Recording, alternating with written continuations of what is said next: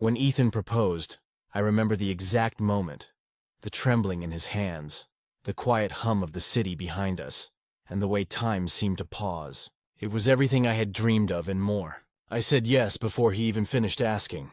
The world felt suddenly aligned, as if every heartbreak and disappointment had led me right there, to him. Mia was the first person I called. She screamed so loudly I had to hold the phone away from my ear, and when she rushed over that night, she hugged me so tightly I could barely breathe. Tears streamed down her face, and she kept saying, "You finally found your forever." Her voice shook, but I thought it was from happiness. How could I have known there was something else behind it? The weeks that followed were a blur of laughter, dresses, and dreams. Mia became my shadow, helping me pick out the flowers, tasting endless samples of cake, and spending hours scrolling through Pinterest boards for table settings and wedding themes. It felt like we were living inside a movie montage. Two best friends creating the perfect fairy tale. But every now and then, I'd notice it. A flicker of something strange in her expression when Ethan entered the room. It wasn't jealousy, not exactly. It was something quieter, heavier. Once, I caught her staring at him during dinner, her smile frozen, eyes distant. When she saw me watching, she blinked fast and changed the subject. I told myself it was nothing. After all, she'd always been a little overprotective of me. Maybe she was just scared that I'd get hurt again. Ethan adored me, and Mia was like a sister. What could possibly be wrong? One night, the three of us stayed up late, drinking wine and talking about the future. Ethan had fallen asleep on the couch, his hand still in mine. I remember turning to Mia, expecting her usual teasing remark. Instead, she looked at me with an unreadable expression and whispered, "I hope you never regret this." Her words echoed in my mind long after that night, though I didn't yet know why. It was the first quiet warning, one I ignored completely. It started small, almost invisible. The kind of shift you only notice when you look back and realize how far things had drifted. Mia began dodging Ethan's calls, claiming she was busy or tired. Once, I caught her silencing her phone when his name lit up the screen. "He probably just wants to confirm something about the wedding," she said quickly, tucking her phone into her bag. Her smile didn't quite reach her eyes. Then there were the whispers. I remember walking into the kitchen one evening and hearing them.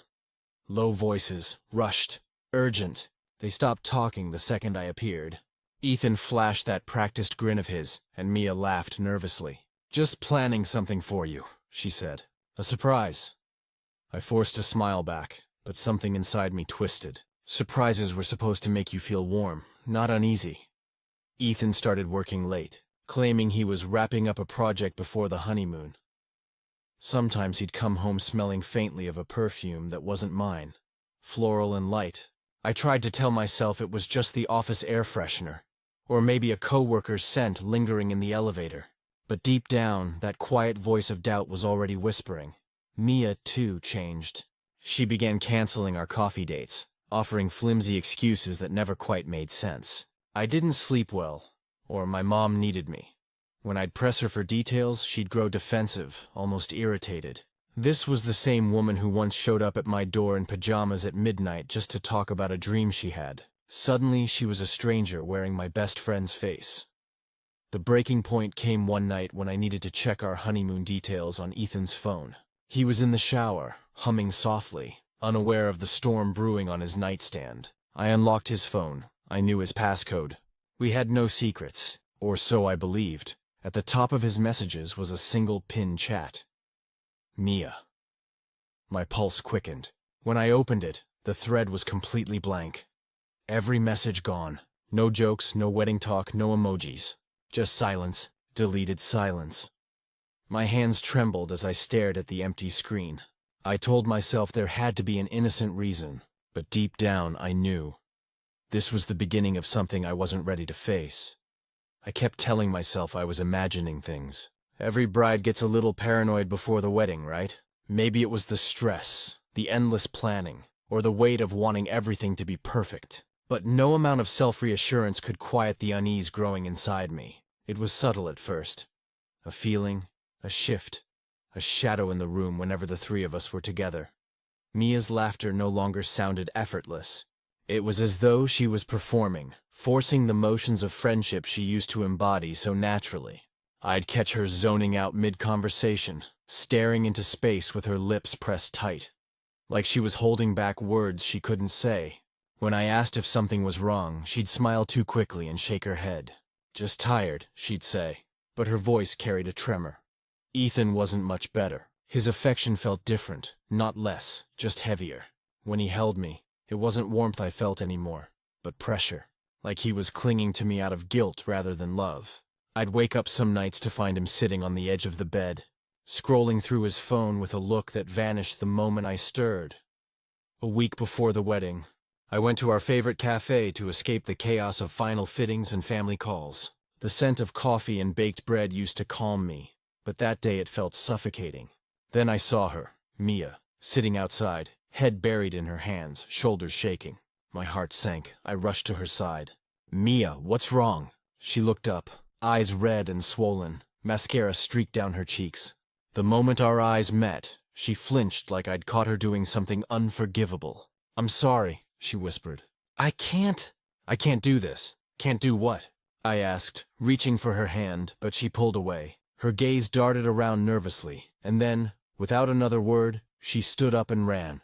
Actually ran, leaving her half-finished coffee on the table. I sat there frozen, her words echoing in my mind. I can't do this. What did she mean? Was she backing out as my maid of honor? Or was it something deeper? That was the last time I saw her before my world shattered completely. The morning of the wedding felt like a dream, one that slowly twisted into a nightmare I couldn't wake from. I remember standing in front of the mirror, veil pinned perfectly, makeup flawless, heart trembling with anticipation. The air was filled with laughter, perfume, and the clinking of glasses. My mother was fussing over the flowers, and my bridesmaids were buzzing around with excitement. But there was one small detail missing. Ethan hadn't texted. At first, I brushed it off. Maybe his phone had died, or maybe he was caught up getting ready with his groomsmen. But as minutes turned into hours, and guests began filling the seats, a strange silence started to spread through the room. My father checked his watch, my cousin whispered to another, and my heart began to race in quiet panic. Then came the phone call. Not from Ethan, but from his best man. His voice was shaky, unsure. He's not here," he said. "He didn't come to the hotel last night." I remember staring at the bouquet in my hands, feeling the petals crush under my tightening grip. The world blurred as whispers erupted around me. I tried calling him. Once, twice, 10 times. Each call went straight to voicemail. My mother kept saying it was just cold feet, that he'd show up, that this kind of thing happened sometimes. But deep down I knew something was horribly, irreversibly wrong. Then I noticed something else. Mia wasn't there either. Her dress still hung untouched in the dressing room, her phone off. The realization hit me so hard I nearly dropped my veil. My best friend and my fiancé, both missing, both silent. Hours later, when the sun began to set and the guests had awkwardly filtered away, I sat alone in my wedding dress, surrounded by half-wilted flowers and untouched food. That's when my phone buzzed with a single message from Ethan. "I'm sorry. You didn't deserve this. No explanation. No goodbye. Just that." For 3 days, I lived in confusion and denial, hoping one of them would call, that there was some misunderstanding. But when I finally found out they'd left the country, together, something inside me broke. The wedding that never happened became the day my life split in two, before the betrayal, and after it. Weeks passed in a haze of disbelief. I barely left my apartment. The once lively space that had been filled with wedding plans and laughter now felt like a tomb of broken promises. I deleted my social media, avoided calls, and drowned in silence.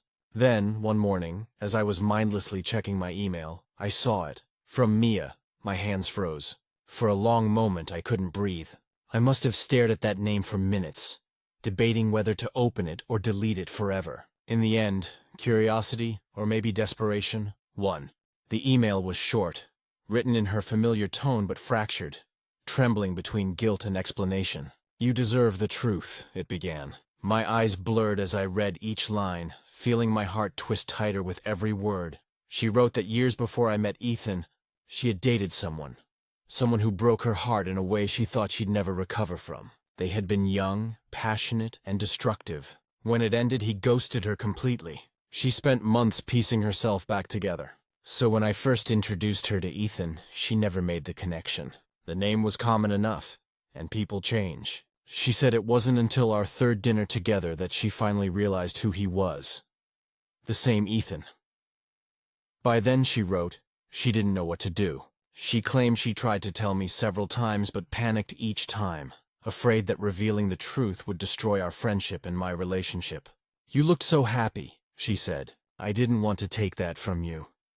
But secrets rot when left in the dark. What started as guilt turned into temptation. They spent time together under the guise of wedding preparations, and old memories came rushing back. She said they both convinced themselves it was just closure. Unfinished emotions surfacing, but closure blurred into something else. "It just happened," she wrote, as if betrayal were an accident. She claimed they didn't mean for it to go that far. That Ethan had tried to end it, but by then, the guilt was unbearable. The night before the wedding, they decided they couldn't face me, not together, not separately, so they ran. The final line of her email burned itself into my mind. "I never wanted to hurt you, but I couldn't live with the lie anymore." I read it over and over, searching for something, remorse, honesty, maybe even love, but all I felt was emptiness. I closed my laptop and sat in silence. My best friend had been the keeper of a truth that shattered my world. She didn't just betray me, she rewrote my story without asking. And somewhere out there, she and Ethan were still writing theirs, built on the ruins of mine. It's been a year now. A year since the wedding that never happened. A year since the two people I trusted most vanished without a trace, leaving behind a silence that still echoes through everything I do. I've moved apartments, changed my phone number, even cut my hair. Small acts of rebellion against a version of myself that no longer exists. But no matter how much I change, the memories follow. Sometimes I still see their faces. Ethan's half smile, the one that once made me feel safe. Mia's warm laugh, the sound that used to fill every empty room. Now both haunt me in flashes, fragments of what once felt like home. They're together somewhere, if social media is to be believed. I caught a glimpse once, a picture of them at a seaside cafe holding hands. I told myself I didn't care, but my chest ached in that quiet, familiar way that grief does when it hasn't quite let go. People tell me to forgive. They say forgiveness is freedom. But how do you forgive someone who never asked for it? How do you find closure when the people who broke you never even looked back? I replay every moment in my mind, searching for signs I missed. A glance, a hesitation, a lie disguised as kindness. And the truth is, they were always there. I just didn't want to see them. There are nights when I still dream about that morning. The white dress, the flowers, the hope. I wake up gasping, still half believing I'll hear Ethan's voice or Mia's laughter coming from the kitchen. But all I hear is the hum of the refrigerator and the ticking of a clock that no longer counts down to anything. I used to think silence was emptiness, but now I realize it's full of things left unsaid, apologies never spoken, questions that will never be answered. Maybe they told themselves they were sparing me by running away. Maybe they thought silence was kinder than truth. But silence doesn't heal. It lingers, stretches, and settles deep inside you until it becomes part of who you are. That's their final gift to me. Not closure, not honesty, but silence.